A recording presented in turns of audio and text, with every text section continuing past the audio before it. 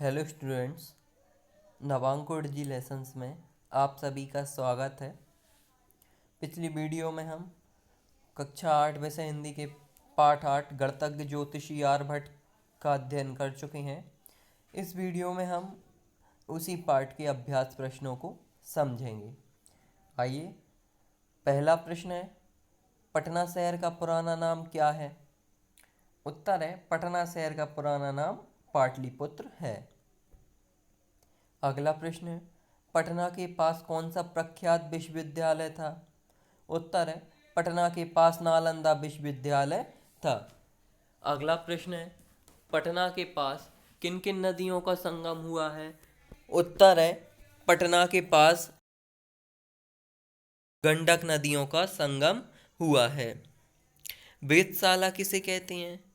ज्योतिष और विद्या की प्रयोगशाला को क्या कहते हैं? वेधशाला कहते हैं, जहाँ पर ज्योतिष विद्या का अध्ययन किया जाए। अगला प्रश्न है, भट्ट शब्द का आशय क्या है? तो उत्तर है, भट्ट शब्द का आशय योद्धा से है। आर्यभट्टीय पुस्तक के 4 भाग कौन से हैं? आर्यभट्ट ने जो पुस्तक लिखी थी उसका नाम क्या था? आर्यभट्टीय था। तो उसके 4 भाग हैं, 10 गीतिका, गणित, कालक्रिया और गोल।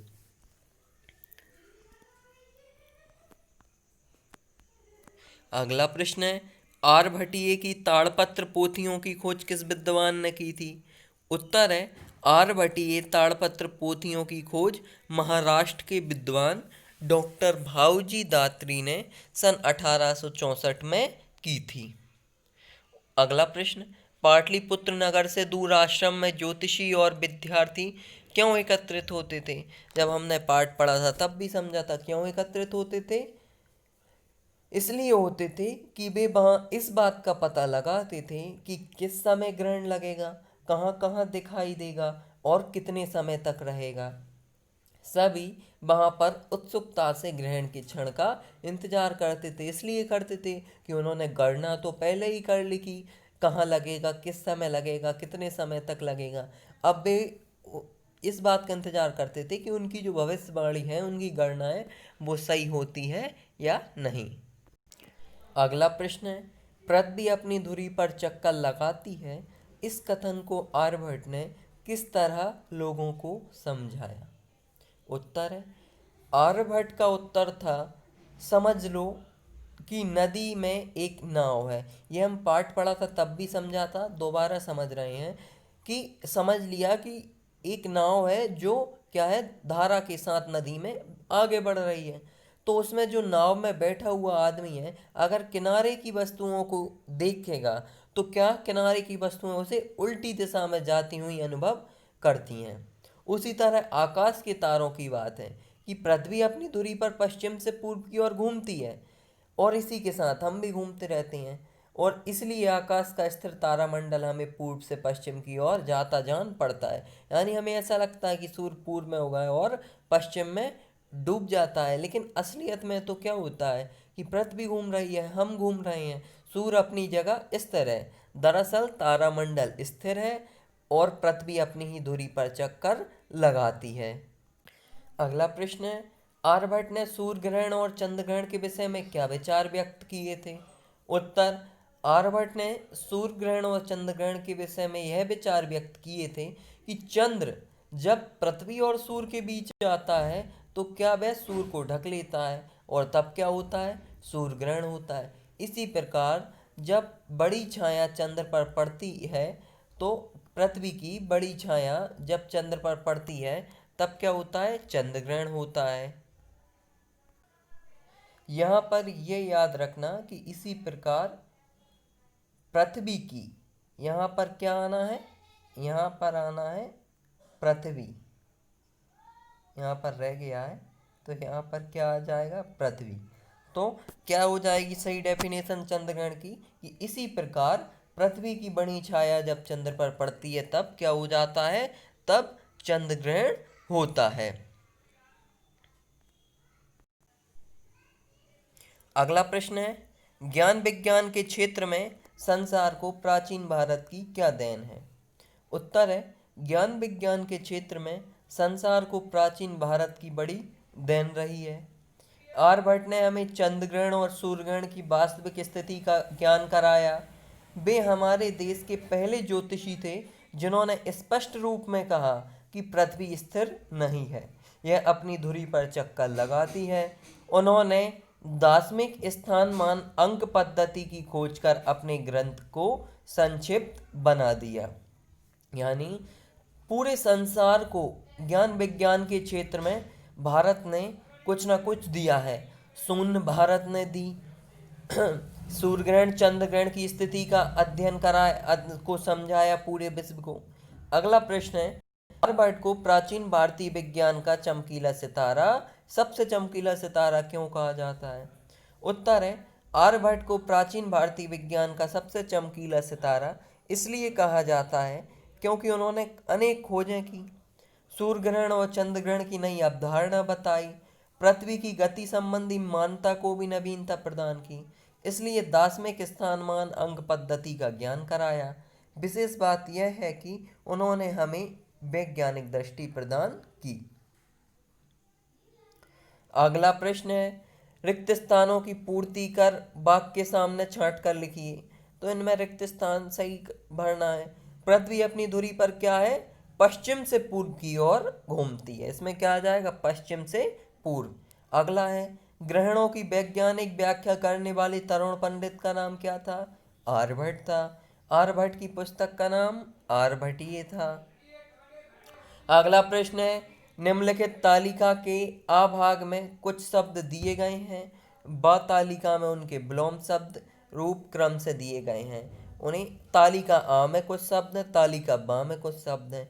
तो तालिका आ के शब्दों के सामने हमें क्या करना है? उनके विलोम शब्द तालिका बा से छांट कर लिखना है। तो स्वतंत्र का क्या हो जाएगा? परतंत्र। आकाश का पाताल, अंधकार का प्रकाश, स्थिर का अस्थिर, निर्भय का भय, अफरान का पूर्वान। अगला प्रश्न है, निम्नलिखित वाक्यों में से उद्देश्य और विधेय अलग कीजिए। नीचे कुछ वाक्य दिए गए हैं जिनमें क्या है? उद्देश्य और विधेय अलग करना है। सबसे पहले हम समझ लेते हैं उद्देश्य और विधेय क्या होते हैं। व्याकरण में वाक्य के दो मुख्य भाग माने जाते हैं, उद्देश्य और विधेय। तो क्या होता है कि वाक्य में जिसके संबंध में कुछ कहा जाता है वह क्या होता है? उद्देश्य कहलाता है, और जो कुछ कहा जाता है वह क्या होता है? विधेय होता है। तो पहला वाक्य, आर्यभट्ट महान गणितज्ञ और ज्योतिषी थे। तो किसके बारे में कहा गया है? आर्यभट्ट के बारे में। तो आर्यभट्ट हो गया उद्देश्य, और विधेय क्या हो जाएगा? महान पंडित और ज्योतिषी थे।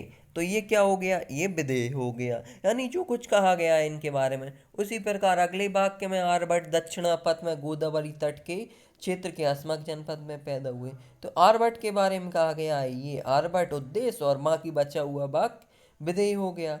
इसी प्रकार उन्होंने अपने विचार खुलकर व्यक्त किए। उन्होंने हो गया उद्देश्य, और बाकी बचा हुआ विधेय।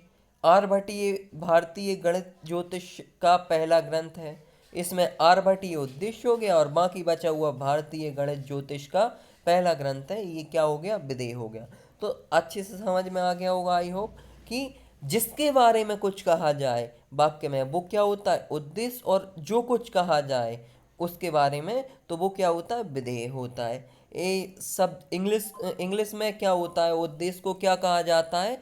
सब्जेक्ट, और विधेय को क्या कहा जाता है? प्रेडिकेट। आपने शायद पढ़ा भी होगा। अगला है, विशेष शब्द में बी उपसर्ग जुड़ा है और प्रख्यात में प्रा उपसर्ग जुड़ा है। इसी प्रकार क्या करना है कि बी और प्रा उपसर्ग जोड़कर नए शब्द बनाना है। इसी प्रकार अ तथा परा उपसर्ग लगाकर नए शब्द बनाना है। आइए बनाते हैं नए शब्द। बी उपसर्ग जोड़कर हमने बनाए हैं, यहाँ देखिए, विशेष, वियोग, विभाग। इन सभी में बी उपसर्ग जुड़ा है। प्रा उपसर्ग से प्रयोग, प्रकांड, प्रकृति बनाए हैं। उसी प्रकार कहा गया था कि अप और परा उपसर्ग भी जोड़ के बनाना है। तो अप से अपमान, अपवर्ग, अपयश शब्द बने हैं। परा से पराजय, पराभव, परावर्तन, पराजित, परागण ये बने हैं। अगला प्रश्न है, वीरता में ता प्रत्यय जोड़कर वीरता, पढ़ में आई जोड़कर प्रत्यय जोड़कर पढ़ाई, लिख में आवट जोड़कर लिखावट, और दूध में बाला प्रत्यय जोड़कर दूध बाला।